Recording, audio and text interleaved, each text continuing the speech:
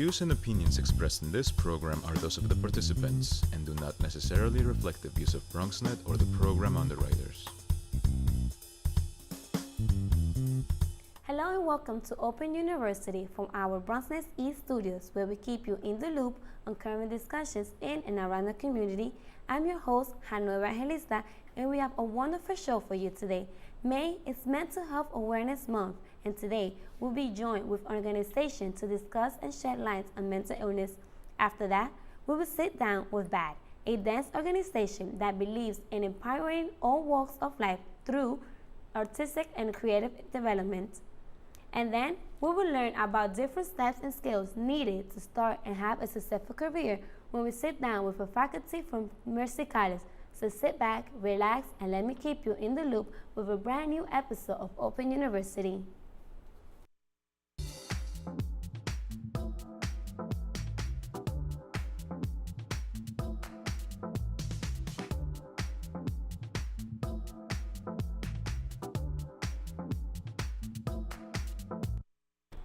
The Mental Health Association of New York City has helped over 1,000 Americans with mental health, here to bring awareness in the condition and to talk about the different services that the organization has to offer. Please welcome the director of the Bronx faculty, Elizabeth Rogers. Hi, Elizabeth. Good morning. Good morning. Thanks for having me here today. It's a pleasure to have you. So just to start a little bit of the interview, just tell us a little bit what is it that you do in your position in the Mental Health Association. I'm the director of their child welfare programs. So we work with children and families that are living in the Bronx that might be struggling for different reasons. They might be struggling with homelessness, they might be struggling with domestic violence, their kids might have trouble going to school. So what we do is we go into their homes, we meet with the families, we see if they want to work with us, and if they do, we develop different plans to work together to help them strengthen their families, to keep moving forward, and to address any needs that they might have, which can also include mental health and substance abuse as well. So what are some of the different services, programs that you offer?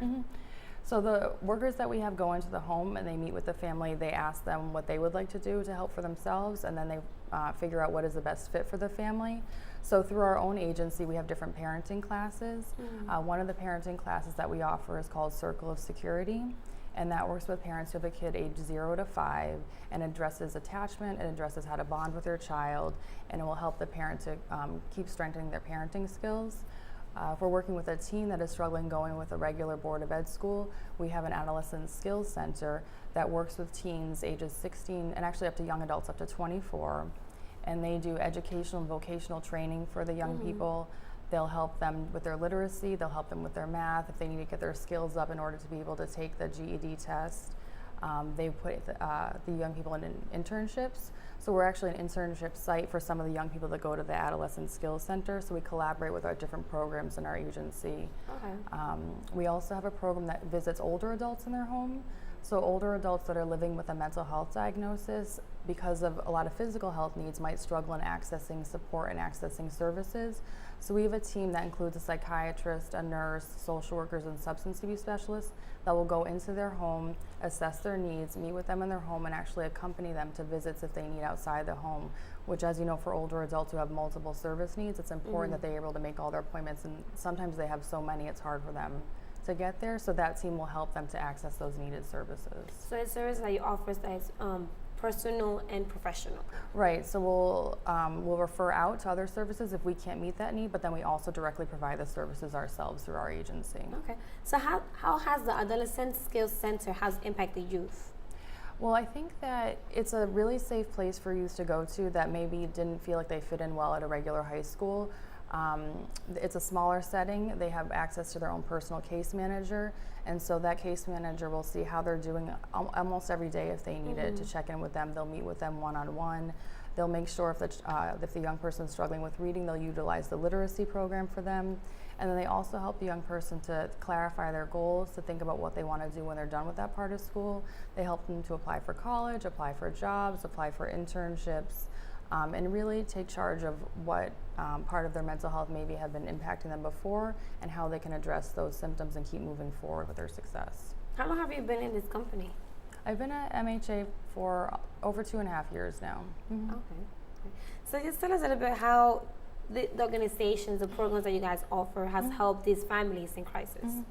So our agency, we provide direct services that I had mentioned, but we also run a lot of crisis hotlines. One that people might have heard of is 1-800-LIFE-NET, and that's a hotline that's open 24 hours a day, 7 days a week, 365 days a year. And we have services in English, Spanish, and Chinese on that hotline. So if someone is in crisis and they don't know who to turn to, they can call LifeNet, and LifeNet will refer them to, if it's mental health, substance use, a parent center, preventive. They have a host of different referral sources that they'll suggest to the family to see if they need some assistance with that. And another one that we work on with crisis is the National Suicide Prevention Lifeline. That's 1-800-273-TALK. And that's if someone is feeling, incredibly low, doesn't know where to turn, isn't sure who to talk to, they can call that number any time of the day and have some assistance to try to prevent them from making that decision about suicide. Okay, so the organization is known for the advocacy. Yeah. So tell us how some of the groups that you guys advocate. They do a lot of advocacy with geriatric mental health population. From all that advocacy is where that home visiting program with the older adults that I told you about, they noticed that that was a real need. So that advocacy led us to start that direct service program. There's also a Veterans Mental Health Coalition as well that does a lot of work with veterans. For our program with child welfare, we're part of an advocacy organization to help families to improve the child welfare system. We are also involved with homeless population, so advocating for the homeless population that is living with a mental health diagnosis also. So the organization is a non-for-profit organization, right? So how is it that anybody can donate to the organization? There's a link on our website, mhaofnyc.org, and there's a link on the website you can click to and you can donate directly to that. What is the website? www.mhaofnyc.org. Okay, and I have understanding that you have an adult men's week. Yeah, so May is Mental Health Month, and then we're focusing on older adults with their mental health needs as well. So that's going to be the focus this week. They're doing some events, and then the program that I told you about, they are doing some events as well to bring more awareness of it, to reduce the stigma, and to let people know it's a continuum. You can access services at any point in your life. So where can people find more information besides the website? Where can they contact you? Oh, me directly? My email is erogers@mhaofnyc.org, and then our program's number is 646-532-3540. And if I can't answer the question that the person has, I can direct them to anybody else. Okay. And then also the 1-800-LIFE-NET number as well. Okay. Well, thank you. Is there anything else you want to tell the audience about the organization? No, I mean, I think that, as you mentioned, we do service, we do advocacy, and we do education. So it's a pretty comprehensive organization, and the website can give you a lot more information as well. Okay. Well, thank you, Elizabeth, for coming to our studio Thank today. you so much. It was nice to meet you. We have to take a quick break, but we'll be right back with more of Open University.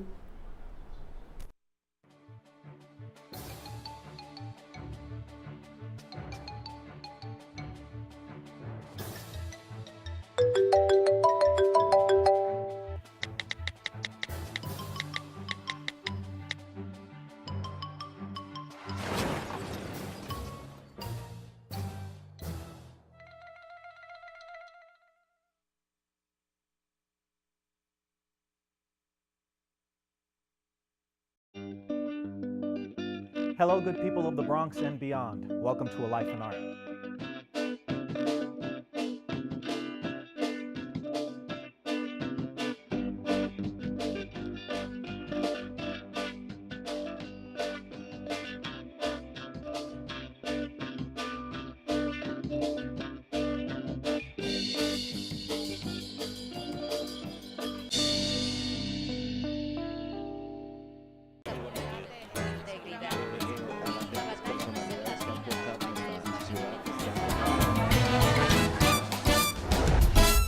If you want to stay in the know about the latest happenings en español, check out Diálogo Abierto, BronxNet's own Spanish show, Wednesdays, 6:30 p.m. on Channel 67. The latest in news, arts, culture, politics, and what's going on in your neighborhood. Diálogo Abierto, the best way to stay connected in Spanish. See you there. Te esperamos. Welcome back. I had the opportunity to sit down with a unique Bronx arts organization, so let's find out more.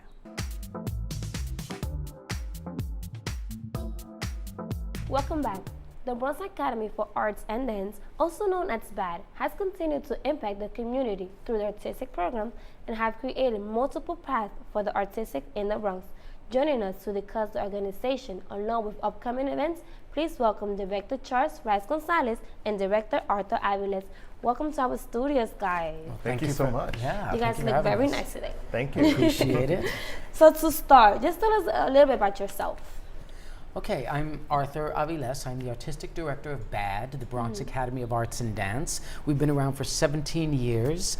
Basically, we started it out for about my dance company. It was it's called Arthur Aviles Typical Theater, and we wanted a place to be. And so we went up into a warehouse on Barretto Street in Hunts Point, the second floor of a warehouse, and we occupied this really wonderful space for 17 years. And so right now we're at Westchester Avenue, near Westchester Square in the Bronx, and we've been there for 2.5 years now. And you, Charles? Yeah, and we moved from there. So as Arthur said, he's a dancer and a choreographer, and that's how the space began. So that's one of the main art forms. And so myself, I grew up here in the Bronx, and I'm a writer as well as a marketer and a professor. And so the writing is what one of the aspects that we bring to BAD in terms of theater. And in terms of myself, kind of the role, in addition to co-founding the space with Arthur, was to do like the marketing and the business and all that kind of stuff with the space. But the space itself, like we love being there. We love that we've been in the Bronx, in Hunts Point for 14.5 years, and now in Westchester Square for 2.5 years. And what we do is we do different festivals. So we have a festival called Badass Women. We have one called Boogie Down Dance, which is happening right now. Then we have Out Like That next, and then the Blacktino Performance Series, which will be in the fall. And so we present work that is empowering to women, to people of color, and the LGBTQ community, and we combine all of those communities together throughout the different festivals. That is great. That is nice to hear. Yeah. So what type of dances exactly you guys provide? What kind of dances? Every kind of dance you could think of. So many people from the Bronx have gone out into the world and have brought their artistry from ballet to flamenco to hip hop to capoeira, just so many different kinds of forms, and we present them. Right now, we have embarked on our Boogie Down Dance Festival, and every form you could think about, from contemporary and beyond. So tell us a bit about the Boogie Down Dance. What is that Boogie Down Dance all about? Yeah, well, Boogie Down, is the Bronx's nickname, right? So that's called the Boogie Down, the Bronx.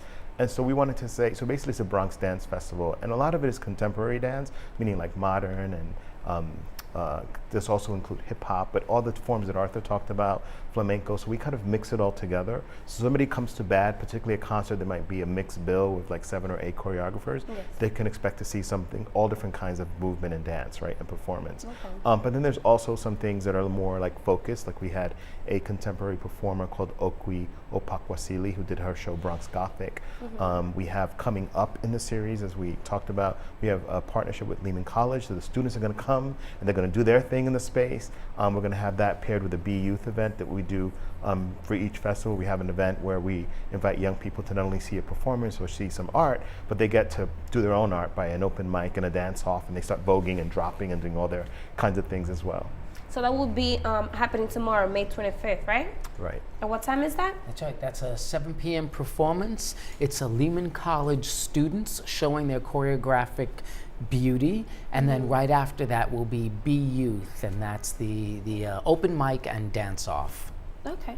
So tell us a bit about the partnership when you guys started. I know you guys have the local Hunts Points community dancers, the gay organization. Tell us a bit more about it. Well, I think the beginning, we were in Hunts Point, so whenever the space, we're in a community, it's not like we just kind of land there. I mean, Arthur and I were living in this community at that time. Arthur still lives in Hunts Point. We were looking to work with other organizations. So we did some creative partnerships with other organizations, including an organization called Pepatian, and we still keep with them. That's a Bronx-based arts organization, and they're part of the Boogie Down Dance Series with their open call artists in residence. And but then we also partnered with the Odyssey House, which was a group of young women who were going through some kind of, a drug rehab and alcohol rehab. But we worked with them in performance and just coming to see shows. We worked with other organizations like Casata Bex, who was around at the time, which is a women's empowerment group. But we consistently work with different groups. Here in Hunts Point, we just did an event as part of our Boogie Down Dance series with Pibbley, which is a... You mean in Westchester Square? I said Hunts Point, yeah. Yeah. And Westchester Square, in our new space, right.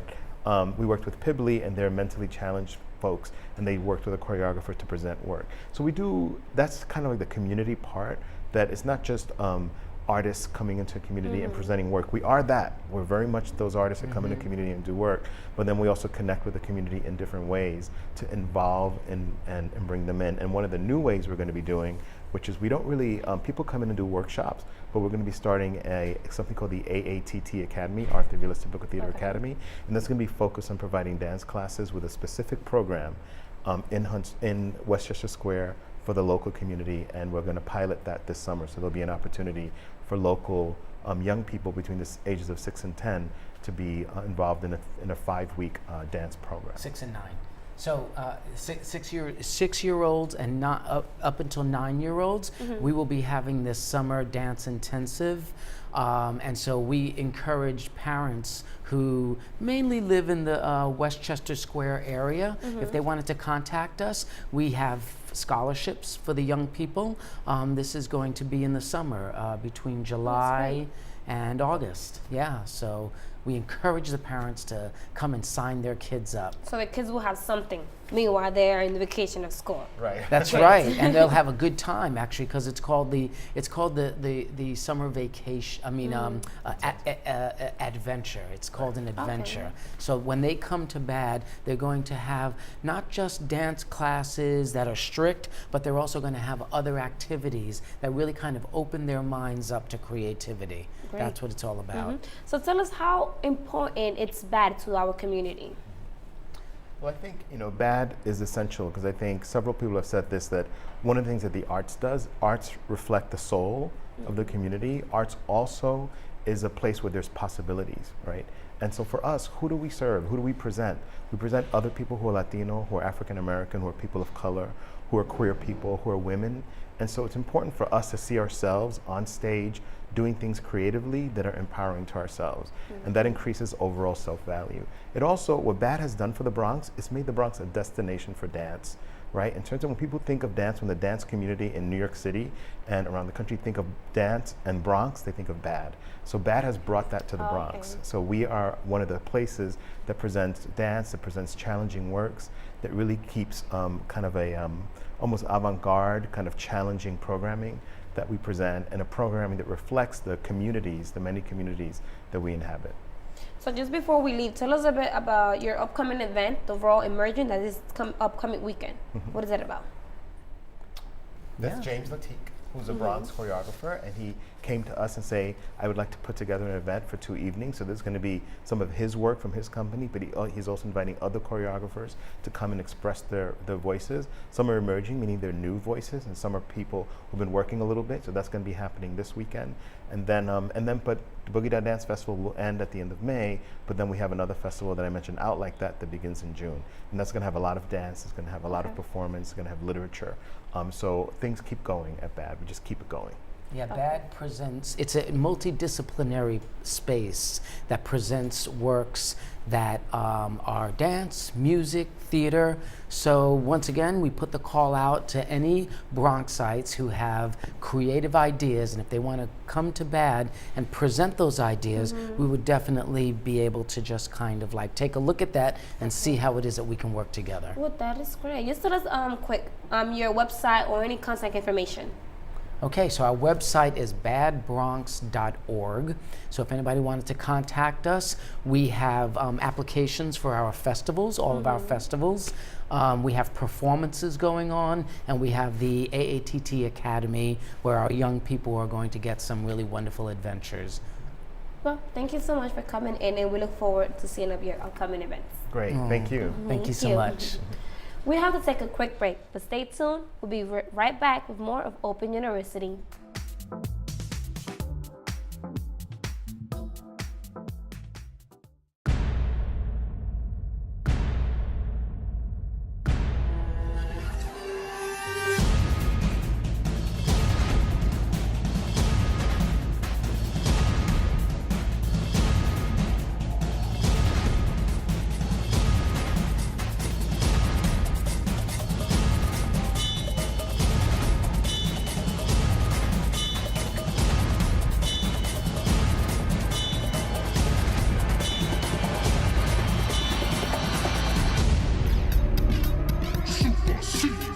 victims of the past to overcome together the challenges of the future. Presenting the first MC, the 21st century Vitruvian man with the message, Grandmaster Melon. You gotta learn your body, pace yourself, and have fun. So let's go have fun. Let's go do it. See, the tricky thing about shoulders, your shoulders is a 3-tier muscle. You have your front delts, you have your rear delts, and you have your mid delts. So when you're working out your shoulders properly, you have to do 3 different exercises.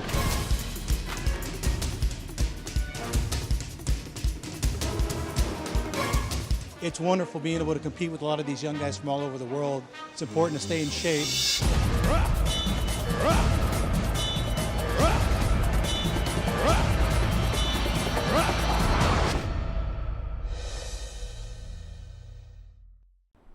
Welcome back. As a college student, having a head start on your career is one of the best things you could do. Joining us to talk about the importance of career and professional development, please welcome Mercy College Senior Director, Hill Hart. Good morning. Good morning, Hanoi. Thank you. You look so beautiful today. Thank you so much. Thank you for having me. You're welcome anytime. So Hill, just tell us a bit about your background. Okay, sure. So I have been at Mercy College for about 4.5 years. Prior to that, I was at an organization, a wonderful organization in the city called SEO, Sponsors for Educational Opportunity. I ran an internship program.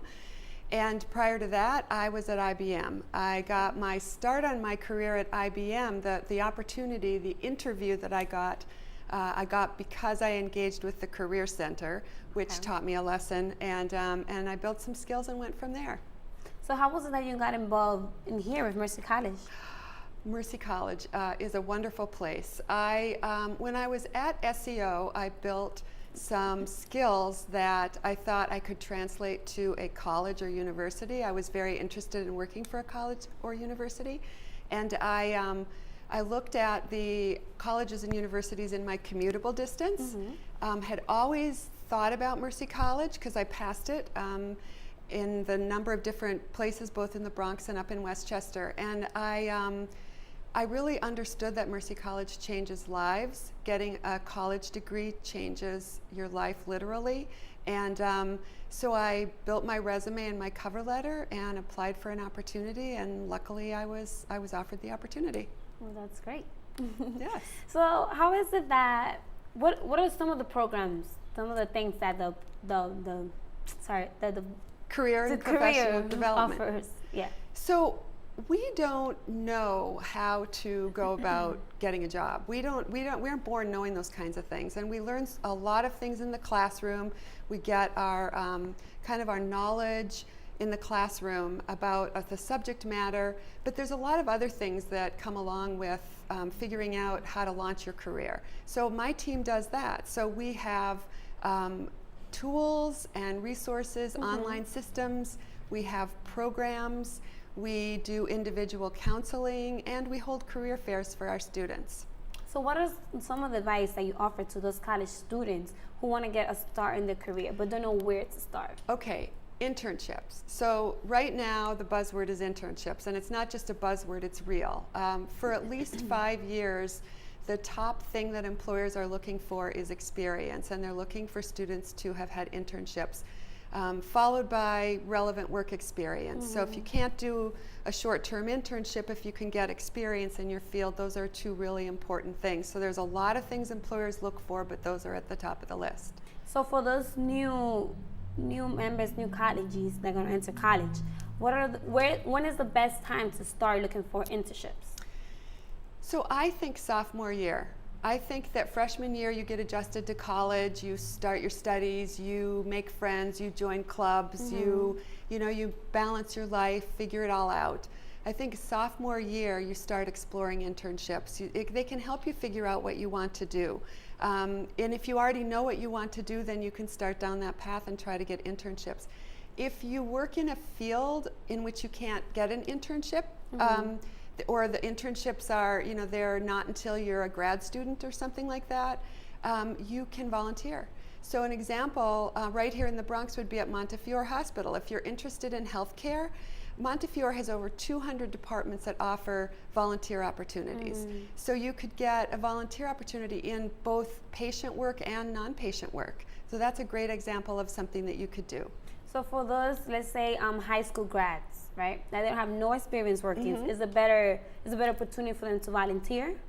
Well, I would say volunteering, you can't go wrong with volunteering. The earlier you become a person who volunteers and gives back to your community, the better, and you'll also build skills. You'll be working with other people to get things done, and that's something that employers look for as well, that teamwork. So what are some of the workshops and events that the career development department offers? So we have 3 main campuses. We have 4 campuses, 3 larger campuses, the Bronx, Dobbs Ferry, and Manhattan.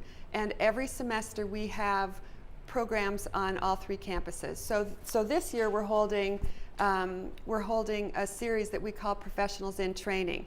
And we invite any and all of our students to come to these sessions where they can learn how to find internships, how to build a resume, professionalism skills, all those kinds of things.